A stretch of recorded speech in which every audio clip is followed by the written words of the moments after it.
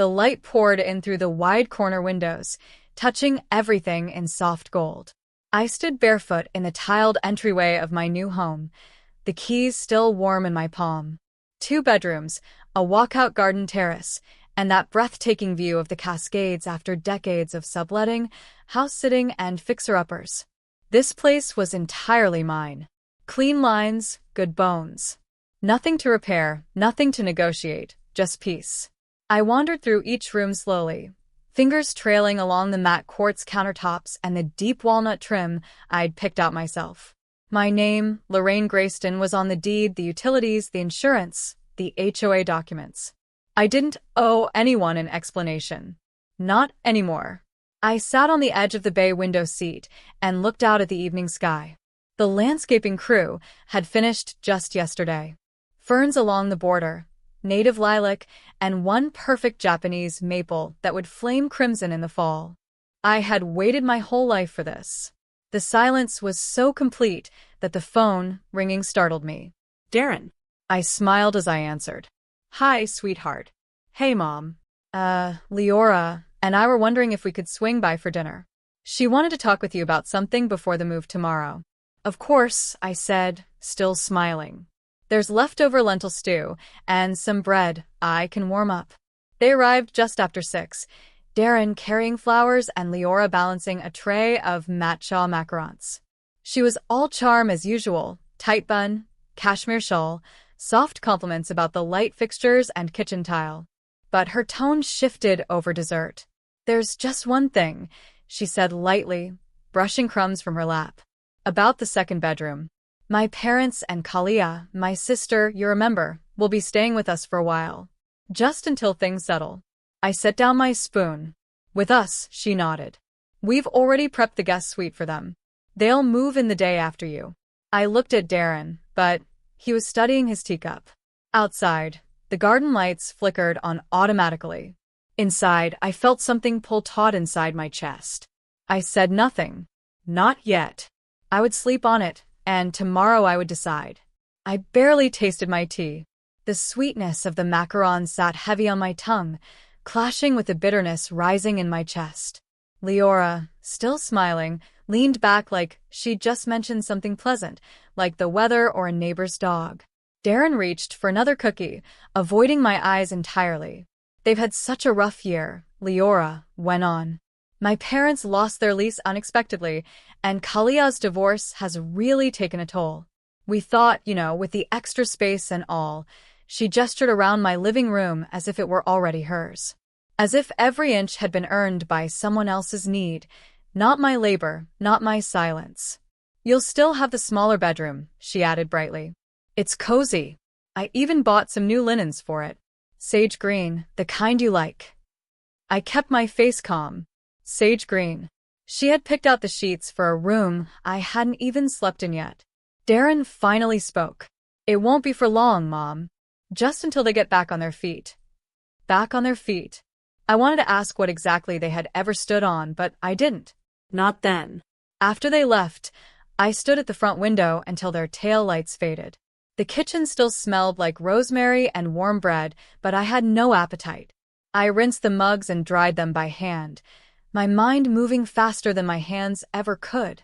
By the time I slipped into bed that night, the house no longer felt like a promise. It felt like a lie that hadn't quite settled yet. I stared at the ceiling for a long time. Then I turned on my side, pulled the blanket up to my chin, and whispered into the quiet, "This isn't why I worked." The next morning, I woke up before dawn. Rain tapped against the windows in a slow, steady rhythm. I got dressed without turning on the lights, made a cup of coffee, and stood in the doorway of the guest room. The one they called mine, the one I had never chosen. By the time the sun rose, I already knew what I had to do. The rain softened by mid-morning, but I didn't leave the house. I wandered through the rooms again, barefoot, quiet. My fingers brushed the edge of the kitchen island, the cool marble surface grounding me. Everything here had been chosen. Not for show, not to impress, but because it felt like peace. It was meant to be mine. And suddenly it wasn't. I sat in the sunroom with a notepad, but the pen never touched the paper. Instead, My mind drifted not to Leora, not to Darren, not even to their families, but back to a girl in her 20s, hair tied in a knot, boots caked in mud, standing on a scaffold in the pouring rain. I had been the only woman on that crew, the only one with a degree, too. They used to call me Missy, or the planner, like it was a joke. But by the time the foundation was poured, it was my blueprint they followed. I built green spaces in schoolyards, plazas for city halls, and rooftop gardens for buildings that didn't believe in beauty until they saw what I could grow. I could have taken a partner role in Boston. I was offered a corner office with a team of designers, but Darren was 6 then. His father had passed 2 years earlier, and I remember staring at the contract and thinking, what good is prestige if my son grows up with cold dinners and missed school pickups? So I stayed, built smaller things, deferred dreams. I rented while others bought, saved while others spent, and let my wants shrivel quietly so my son's world could bloom. And now, a woman who never saw a sunrise over a steel beam, who never poured her own coffee into a thermos at 5:30 a.m., thought she could claim the space I carved for myself. I stood and walked to the closet, pulled down a single box I hadn't unpacked yet. Inside was my ledger, the green spiral one I always kept at job sites. I flipped it open and pressed my palm flat on the first page. It was time to make a new entry, a different kind of plan. By sunrise, the decision had already settled in my bones. It wasn't loud or vengeful, just steady. A slow pivot towards something I had denied myself for too long, ownership of my own boundary. The first call I made was to the moving company. Reschedule delivery, I said. Ely, the man on the other end, tried to offer windows for later in the week. I declined. Next, the furniture. I redirected the deliveries to a private storage unit I had rented years ago when downsizing from the townhouse. It still had my grandmother's china in it. Now it would hold the things I had chosen for this next life, the life I would not be sharing. Utilities were paused. The gas and electric companies didn't ask why. Neither did I. Then I called Maya. Now that's a voice I haven't heard in too long, she said, warm but sharp like always. What's going on, Laura? I'd like to meet today if you're free. She didn't ask why. Come by at 3. I'll brew the good tea. Before lunch, I stopped by the house again. It was quiet, untouched, exactly as I left it. No one had moved in yet. No bed sheets had been unfolded. No groceries in the fridge. Just possibility. I sat cross-legged in the middle of the great room floor, ledger beside me, pen uncapped. I sketched a layout, not for landscaping this time, but for a quiet coup. I wrote down the names of all the people who had mistaken silence for surrender. Then I crossed out every single one.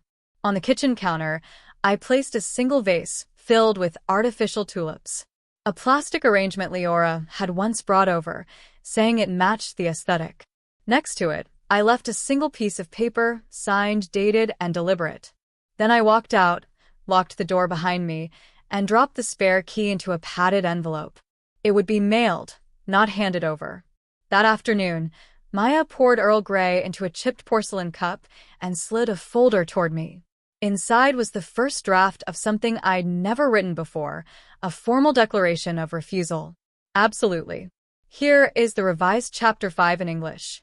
With the logic corrected, the note is now placed visibly on the glass of the front door, making it believable within the narrative. Absolutely. Here is the updated Chapter 5 in English. With the corrected logic, the note is now placed in a firm envelope clipped to the door handle, so it is visible and physically accessible from outside. I didn't wait for a response. Once the envelope was mailed, the locks changed and the access codes revoked. I placed my phone face down and silenced it. Whatever storm was forming could wait. I had already done what needed to be done. They arrived the next morning on schedule. Of course, punctuality had always been one of Leora's proudest traits, though it often masked her need for control. From my car parked half a block away, I watched it all unfold. Henley and Dasha stepped out of a rented SUV, dragging 2 matching suitcases, and Leora directed them like a woman who believed the world owed her ease. They approached the front door with the casual certainty of people who believed they belonged.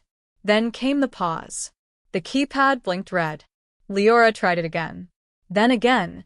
She stepped back, frowning as if the house might suddenly offer another entrance. Her jaw clenched. Henley squinted through the window. Dasha shifted uncomfortably near the porch swing, lips pressed in disappointment. Darren stepped out of the second car, hands in his coat pockets, eyes down. He didn't look at anyone. He just stared at the keypad like it had betrayed him. Then Leora saw the envelope. It was clipped firmly to the front door handle, white, sealed, unmissable. She tore it open and unfolded the single sheet inside. I had printed it in bold 14-point times New Roman. This home remains in my sole possession. No guests have been authorized. Entry attempts have been logged and reported. Lorraine Grayston. No anger, no apology, just fact. I could see her lips move as she read it aloud. Then she crumpled the paper slowly, her fist closing around it like she could crush what had already been decided. Darren glanced up the street. Our eyes met briefly. I didn't wave. They stood there a while, confused, exposing their plans, unraveling in plain view, and I still warm in my car. I finished the last sip of coffee and started the engine.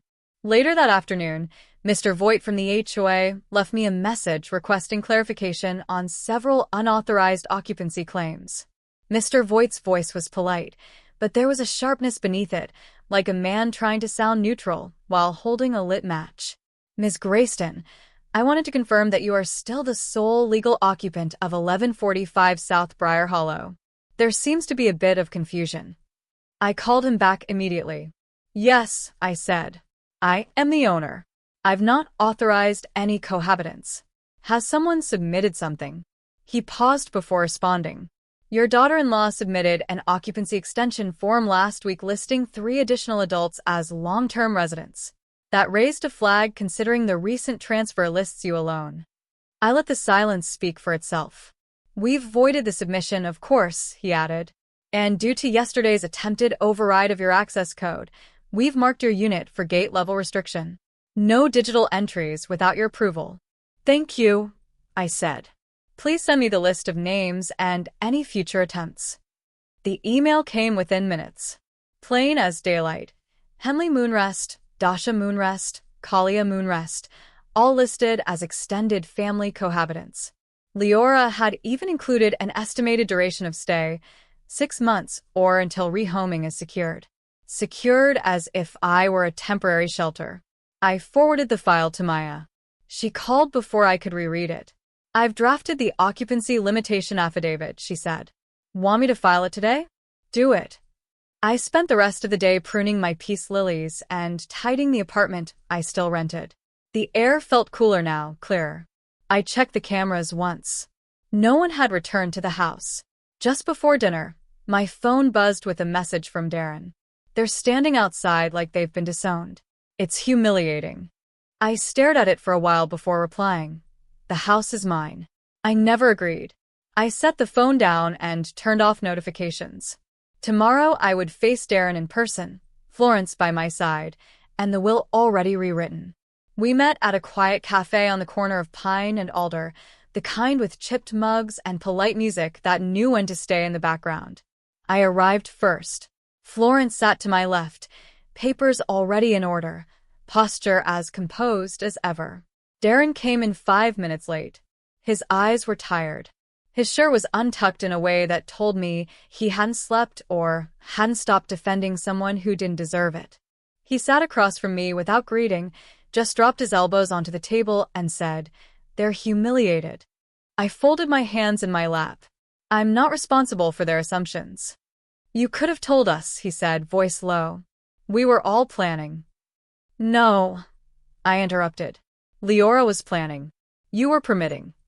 He blinked at that, the words slicing deeper than he expected.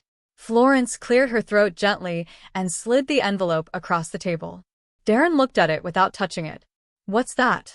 My will, I said, updated. His lips parted slightly, like he was about to object but hadn't decided on which angle. I gave him no space for theatrics. You're not removed, I said, but you are deferred. He frowned. You'll still be considered, Florence clarified, but contingent on a review clause Lorraine included. She's retaining full discretion. Darren looked at me, then really looked. For the first time in a long while, he saw the woman who had raised him, not the version edited down for convenience. His face softened for just a breath, and then the pride came back in. Leora is going to say, "I didn't fight hard enough." "You didn't," I said. "But you still have time to learn." He didn't reply, just stared at the envelope, still unopened. I rose from my seat and set my napkin down. "You can read it when you're ready, but I suggest you do it alone." Outside, the clouds were finally breaking. I stepped into the light breeze and didn't look back. The next morning, my building manager buzzed me. Leora was downstairs with a man in a gray suit and a thin leather briefcase. Garvin Voight was already waiting in the Willow Haven lobby when I arrived. He stood beside the security desk, arms folded, watching Leora and her lawyer with that dry composure only HOA presidents could master. "Ms. Grayston," he said, nodding to me, "we've intercepted an attempt to access your unit using a resident override code." Leora turned, her smile polished but tight. "We just want to resolve this like adults." The man beside her, early 40s, slick hair, expensive shoes, stepped forward. "Ms. Grayston, I represent Mrs. Grayston in a matter of family property transition. My client was under the impression that she and her relatives were already residents of the unit." "She was misinformed," I said, "and no transition has taken place. The home is mine. There has been no transfer, written or implied." I handed Garvin the updated paperwork. Maya had prepared notarized documents, reaffirming my sole ownership, restrictions on guest access, and a digital lock reset order. Leora's face hardened as she read the first page. "You're locking us out of your life," she said softly. "No," I replied. "I'm locking the door to my home. My life was never yours to organize." The lawyer began to say something about undue hardship, but Garvin cut him off. "This is a private residential community. Without owner approval, your client has no standing." Leora looked past me toward the building's mezzanine windows, where the corner of the garden terrace peeked into view. She had already imagined her family sipping wine up there, no doubt claiming the space, as if it had always belonged to them. Now all she could do was watch it from outside. I thanked Garvin, turned, and rode the elevator up in silence. When the doors opened, I stepped into my apartment alone. I brewed tea, sat in my favorite chair, and opened my sketchbook for the first time in weeks. The front gate camera pinged once, briefly, showing Leora's car reversing down the drive.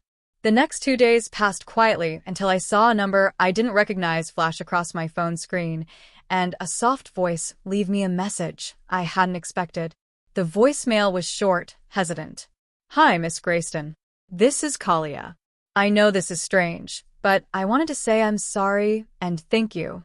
If you're willing to talk, I'd like to explain." I sat with the message for an hour before calling back. She answered on the first ring. "Thank you," she said, almost breathless. Her voice was nothing like Leora's, lower, softer, without the edges. She didn't sound like someone accustomed to demanding space. "I didn't want to come," she began. "Leora told us you insisted. She made it sound like you were offering the place as a family gesture. She said you didn't want to live alone." I stayed quiet. "I should have known better," Kalia said. But I didn't want to argue with her again. She always gets her way. She told me about the pressure, about how her parents had been following Leora's plans for years now. How decisions were made, without discussion. "I lost my marriage trying to keep the peace," she admitted. "And then she promised me a room in a house that wasn't hers." "She lied to you," I said gently. "Just like she lied to me." "I'm not like her," she said quickly. "I don't want anything from you. I just wanted you to know." For a long moment, neither of us said anything. It felt like we were both sorting through pieces that didn't quite fit anymore. "Thank you for telling me," I said, "and for apologizing. That takes more courage than most people ever show." We said goodbye quietly. There were no promises, no invitations, just something released. Afterward, I took a slow walk through the neighborhood, letting the breeze move through me. The trees had started to turn gold, pushing through the edges of summer. I watched a mother and daughter laugh on a bench beneath a cedar. They reminded me of years I had once treasured and years I had survived. When I got home, I found an envelope slid under my door. My name was written in Darren's handwriting, small, uneven, as if he didn't know how to begin. The envelope was unsealed. Inside, just a single page. No formal greeting, no apology spelled out in flowery language. Darren had written in pencil the way he used to when he was little, afraid of getting something wrong. Mom, I see it now. I'm sorry for letting other people decide what you were allowed to keep. I don't expect anything. I just hope one day we can talk again. There was no signature. Just a folded crease worn from where he must have reopened it, hesitated, then folded it back again. I read it once, then again. Then I placed it in the drawer beneath my journals, not forgotten, but not ready for display either. It had been 7 weeks since the day I stepped away from what they assumed I would surrender. The house was no longer a battlefield. It had become a rhythm, quiet, breathable mine. I spent mornings in the sunroom, tending to the ferns I planted along the terrace wall.